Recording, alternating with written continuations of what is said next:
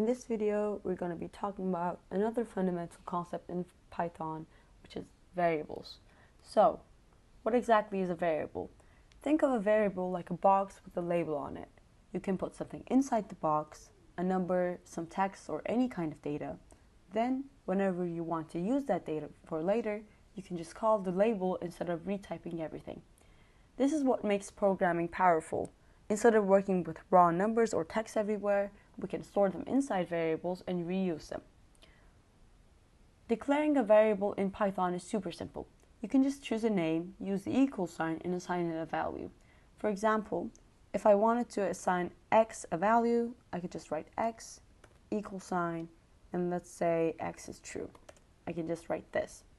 And then I can also do integer variables such as y equals, let's say, 5. Or I can do string variables, and I can name the label of my variables, which is in this case for x and y. I can just write anything I want. For example, name equals Alice, with, of course, quotation marks. Now, since here the x, y, and name values are variables are storing the values true, y is storing the number 5, and name is storing the string Alice.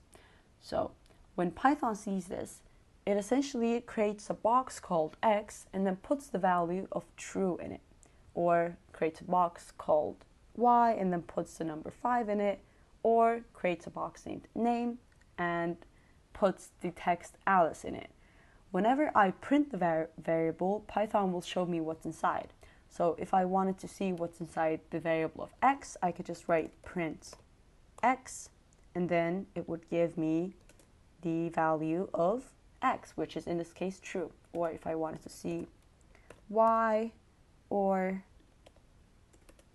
let's also do name, I would see all of the values inside the variables in their own true format. But variables can also change. So the word variable comes from vary, which means it can change. You can update a variable by simply assigning a new value. For example, remember how we assigned the value of 5 to y? I can just write y equals. So let's go over it again. Y equals 5, and then I can just write print y, which would give me again the 5 value. But if I wanted to change the value, I could just write, let's do 10, and if I write print y again, it will again give me the new value of y, which I just assigned. See how y was at first 5, but then I reassigned it to 10. Now it stores the new value, the old one is gone. Now, Python does the same rules for naming variables. Names cannot start with a number. Names can only use letters, numbers, or underscores. Names are case sensitive. So, if I wanted to, let's say, print the variable of name, I can just write like this. But if I wrote it with a cap N, and then it would not work because I do not have a variable with a capped N name. I have one with a lowercase. So we can see this again if I wanted to assign a new variable, let's say age is 18, but then I make another one with a uppercase A, age equals 20.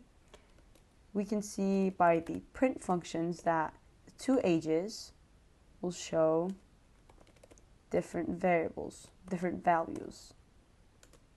So as you can see, this is 20 and 10. This is 18 and 20. Now, see how lowercase age and uppercase age are not the same thing. This is because they are two different variables and they're not related. Another key idea is variables don't just store numbers. They can store any data types: strings, integers, floats, booleans, even more complex things later on. So I can just write a equals, let's do a string, hello, and then I can do b, and this will be an integer. Let's do 42. I can do c. This will be a float. I can do the pi, or I can do a boolean. I'll do false. Now, when we say declare a variable, what we really mean is give Python a name and assign it a value of some type. Now, if I print all of these variables, I will see